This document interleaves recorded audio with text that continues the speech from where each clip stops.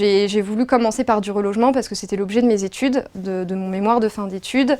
J'ai découvert qu'il existait des postes de développement social urbain, donc des métiers qui permettent d'améliorer le cadre de vie des gens en agissant sur plusieurs volets chez des bailleurs sociaux. Et je trouvais ça tout à fait intéressant et pertinent comme poste. Ce qui me plaît dans le métier de développeur de quartier, c'est vraiment d'être à l'interaction, déjà de toucher plein d'univers différents, d'être sur différents axes, aussi bien sur des travaux que sur des projets culturels, que sur de l'insertion économique, que sur du développement durable. Donc c'est plein de domaines dont on n'est pas les experts, sauf quelques-uns parce qu'on a les compétences pour, et dont on est obligé de s'appuyer, et c'est tout à fait naturel, des gens qui sont compétents, et de travailler avec ce réseau de partenaires qui gravitent autour de ces projets-là. C'est quand même assez passionnant comme travail. On fait partie de l'activité du bailleur social et on est vraiment vu comme une plus-value et pour aller un peu plus loin avec les gens, pour qu'ils s'approprient aussi ces changements. Donc pour l'anecdote, je suis arrivée sur mon poste en février 2012 et ma première mission était d'aller défendre le projet de l'association des femmes relais, Le Monde dans l'assiette, cuisiner pour s'insérer, auprès du Fonds d'innovation sociale. Donc nous y sommes allés et on a été retoqués par le comité. Et grâce à leurs remarques constructives par rapport au projet, d'avancer et d'aller beaucoup plus loin dans le montage du dossier et dans l'approfondissement de toutes les conditions qu'on doit regrouper, sans se rendre compte de toute l'étude de marché, marketing, communication qu'il y avait à faire autour de la création, parce qu'elles ont une activité de traiteur, mais elles veulent développer un service midi et ça demande une prospection, une étude de clientèle, une étude de la concurrence. Et on ne l'aurait pas fait comme ça si on n'avait pas rencontré le FIS. Ça a été une remise en question complètement générale et globale de ce qu'était l'association et ce qu'elle voulait devenir. Et le FIS nous a vraiment permis, non pas de rester bloqué et de se dire « bon, on n'y arrivera jamais, ce projet il n'est pas viable ». Non, le projet est viable. Donc le fait de représenter le projet 2 ans après, ça a été non seulement une grande victoire et l'enthousiasme général de la part des membres du comité, qui ont salué notre persévérance et tout le travail qui a été effectué durant ces 2 ans. On a l'impression que c'est long, mais ça a été un vrai bouleversement positif pour l'association et puis pour nous, bailleurs, parce qu'on arrive à faire corps pour améliorer le site, pour améliorer les conditions de vie des gens. Donc quand on a dit ça y est, on a réussi, on a eu le financement du FIS, c'est comme si on a eu tous les financements. Voilà. Et donc du coup, tout le monde a hurlé, je les entendais au téléphone, ils disaient ça y est, on a réussi, mais c'était vraiment, alors que nous a professionnalisé, ça nous a donné confiance en nous.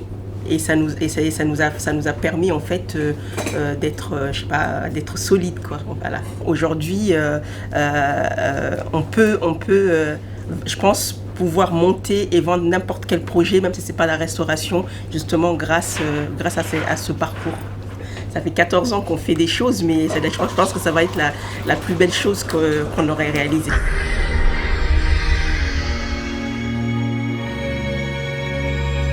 J'ai toujours été intéressé par les préoccupations sociales et du coup je me suis très tôt engagé dans le cadre de mes études sur une formation universitaire en sciences humaines. Et le logement social était pour moi effectivement cette réalité d'agir au quotidien, au plus près des résidents, des quartiers. Les bailleurs sont en effet, pour moi, tête de proue de la lutte contre les exclusions dans le cadre de l'ensemble des actions qu'ils peuvent mener en direction des habitants des quartiers. Résidence sociale de France a vocation à construire des établissements d'hébergement temporaire dont la gestion est confiée à des gestionnaires qui au quotidien assurent la gestion de ces établissements. Mon rôle, c'est d'être aux côtés de ces gestionnaires pour les accompagner, notamment dans le cadre de la transformation de certains établissements que l'on a. Je suis à leur côté pour définir les nouveaux projets sociaux qui seront développés dans ces établissements. Mon métier est un métier de terrain, à l'écoute des réalités des besoins où il est nécessaire d'avoir une approche pluridisciplinaire, d'être en contact avec des partenaires différents pour leur apporter des réponses nouvelles aux difficultés qu'ils peuvent rencontrer quotidiennement. Le FIS a un véritable effet de levier dans la mise en œuvre de nos projets de développement social et effectivement, il nous permet très concrètement de développer des nouvelles réponses. Monsieur Hakim Hadouche, avec qui on travaille depuis des années, a été important parce qu'il était une sorte de consultant en innovation en fait. On a beaucoup travaillé avec lui, avec l'équipe. Il est venu pour identifier le besoin, pour nous aider à prioriser les besoins les plus importants et notamment répondre à ce qui était un frein au relogement. Ce projet il n'aurait pas pu être mis en place sans le Fonds d'innovation sociale, puisqu'aujourd'hui nos structures, aussi bien l'accueil de jour que le CHRS, sont financées par l'État, par la direction départementale de la cohésion sociale, mais voilà, les finances de l'État aussi sont je dirais un peu compliquées en ce moment depuis plusieurs années et ne vont pas du coup favoriser l'innovation sociale ou favoriser de nouveaux projets, ils vont déjà maintenir l'existant dans les financements. Ce projet est important parce qu'il s'intitule Santé psychique et accès au logement. Il articule en fait l'insertion sociale par le logement mais également l'aspect médical parce qu'il permet de prendre en considération la personne avant même son arrivée sur un logement pérenne et autonome.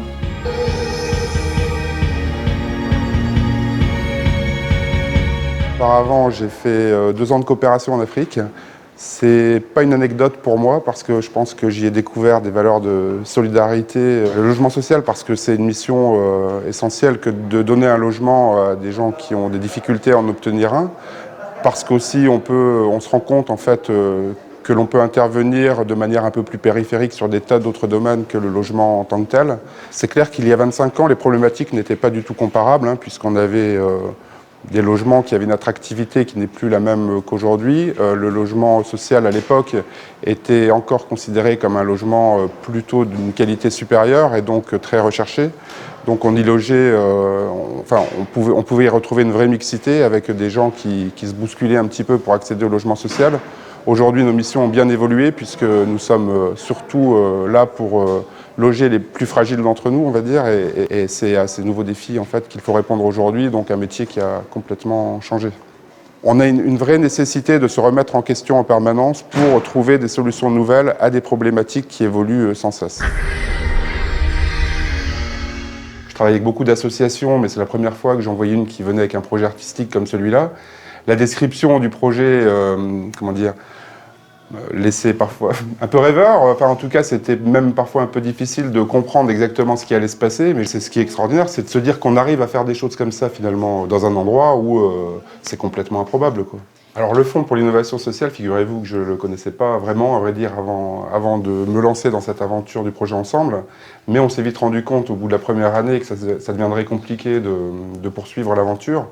Et en recherche de financement complémentaire, on est tombé, en fait, j'ai eu connaissance de ces possibilités qui étaient offertes par le Fonds d'innovation sociale. On a compris qu'il fallait non pas venir faire une expérience, monter un spectacle avec des habitants, mais venir ici travailler au quotidien avec les habitants. Difficile de mesurer la cohésion sociale, qualitativement parlant. Mais après, en quelques chiffres, le spectacle ou les aspects son et lumière, c'est à peu près 250 personnes sur 1000 habitants.